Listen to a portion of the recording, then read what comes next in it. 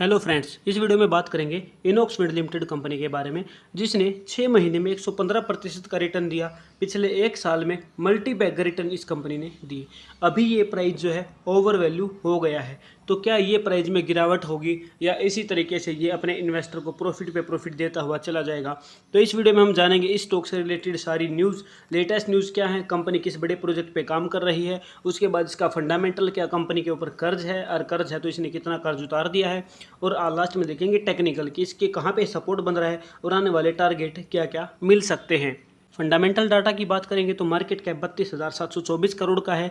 पिछले एक साल में अगर आप देखोगे 52 वीक का लो 47 रुपीज़ था, हाई 253 था। मल्टी बैगर रिटर्न साफ साफ दिख रहे हैं, लेकिन वहीं पर स्टॉक पी देखोगे तो 439 है। स्टॉक बहुत ही ज़्यादा ओवर वैल्यूड हो गया है। स्टॉक में करेक्शन आ सकती है, टेक्निकल में ये चीज़ हम जाके देखेंगे। रिटर्न ऑन इक्विटी 1.8, एक ROC 4.26, यानी कि फंडामेंटली नंबर जो हैं वो वीक हैं। यानी कि कंपनी ने या तो पीछे बीते हुए क्वार्टर्स में या ईयर्स में या तो कंपनी ने प्रॉफिट अच्छा बुक नहीं किया है, या फिर कंपनी का जो सेल है वो बढ़िया नहीं रही है। अगर हम क्वार्टरली रिजल्ट की बात करेंगे दोस्तों, तो क्वार्टरली रिजल्ट में ईयर ऑन ईयर बेस पे देखेंगे तो जून 2023 और जून 2024 में ईयर ऑन ईयर सेल बढ़ी हुई है।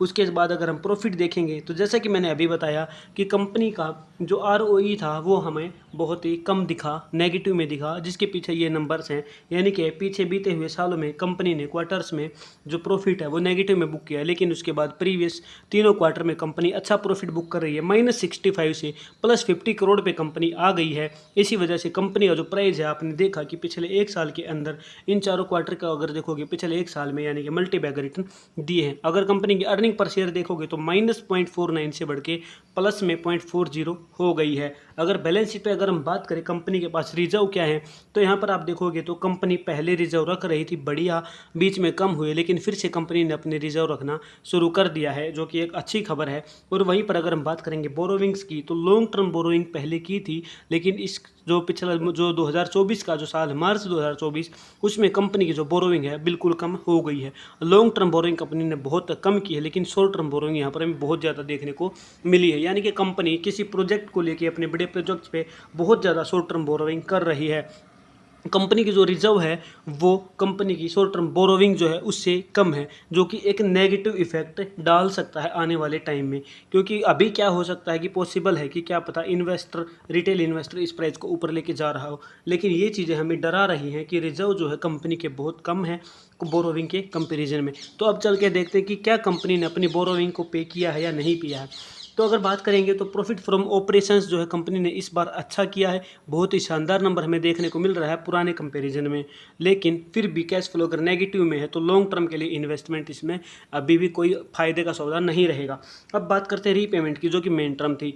रीपेमेंट ऑफ बोरोविंग, यहाँ पे आप देखोगे तो कंपनी लगातार अपनी बोरोविंग रीपे कर रही है, और इस बार भी कंपनी ने 328 करोड़ की रीपेमेंट की है। लेकिन अगर हम बात करेंगे तो शॉर्ट टर्म बोरोविंग और लॉन्ग टर्म बोरोविंग की, तो यहाँ पर लॉन्ग टर्म बोरोविंग 183 करोड़ थी, लेकिन बोरोविंग रीपेमेंट जो पुरानी है वो कंपनी ने रीपे कर दी है। लेकिन शॉर्ट टर्म बोरोविंग 3053 करोड़ की है। तो ये एक नंबर है जिस पे हमें नज़र बना के रखनी चाहिए। और Q2 के नंबर अगर हमारे अच्छे आते हैं तो उसके बाद से ये स्टॉक अच्छा प्रॉफिट दे सकता है, अदरवाइज फंडामेंटली ये स्टॉक हमें बिल्कुल वीक दिख रहा है। अगर बात करेंगे FII DI और पब्लिक की, तो जैसा कि मैंने आपको बताया कि प्राइस लगातार ऊपर जा रहे हैं, लेकिन उस नंबर को देखते हुए DII अलर्ट हो गया था। और उसके बाद से मार्च 2024 के बाद से जून में आप देखोगे तो शेयर होल्डिंग DII ने कम की है। और वहीं क्योंकि DII ने क्या किया कि जब प्रॉफिट बुक हो रहा था तो उस प्रॉफिट में अच्छा प्रॉफिट बुक करके DII कम अपना प्रॉफिट निकाल रहा है, लेकिन FII वहाँ पर अपनी बोरोविंग्स को लगातार बढ़ा रहा है और एक हाइक बना दिया है। वहीं पब्लिक भी FII के साथ साथ चलना शुरू कर दिया और 25% से बढ़कर 2023 के बाद से 28% तक पब्लिक ने अपनी होल्डिंग बढ़ा ली है। लेकिन DII का डिसीजन कहीं ना कहीं सही लगता है। अगर प्राइस में करेक्शन का आना बहुत ज़रूरी है, एक साल में मल्टी बैग रिटर्न इसने दे दिए हैं। वीकली टाइम फ्रेम के अकॉर्डिंग हमने सिलेक्ट किया है चार्ट को। टेक्निकल में अगर हम बात करेंगे तो प्राइस आप देखोगे तो पिछले यहाँ पर आप देखोगे तो 4 से 5 वीक में, यानी कि 42 डेज में ही इस स्टॉक ने लगभग 50% का रिटर्न इन्वेस्टर को निकाल के दे दिया है। उससे पहले प्राइस पूरा का पूरा साइडवेज था, एक ब्रेकआउट दिया, दूसरी कैंडल नीचे बनाई जो कि ग्रीन थी, और उसके बाद से अच्छा यहाँ पर रिटर्न अपने इन्वेस्टर को दिया। लेकिन अभी प्रेजेंट में हम इस स्टॉक में क्या कर सकते हैं, उसके लिए हम इसको डेली टाइम फ्रेम पे सिलेक्ट करेंगे।